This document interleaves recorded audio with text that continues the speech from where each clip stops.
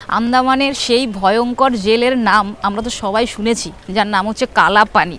আমি এখন রয়েছি কালাপানি জেলে রয়েছি।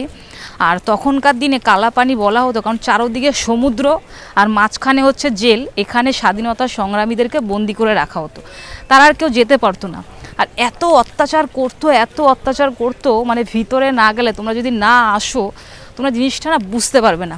আমি তোমাদেরকে বলবো, তোমরা যদি কখনো পারো অবশ্যই একবার আন্দামানে আসবে, পোর্ট ব্লেয়ারে আসবে। আর পোর্ট ব্লেয়ার নামটা চেঞ্জ হয়ে গেছে, এখন হয়ে গেছে বিজয়াপুরম। আর দেখো এরকম টোটাল 7খানা উইংস রয়েছে, এদিকে একটা, ওইদিকে একটা, ওইদিকে একটা।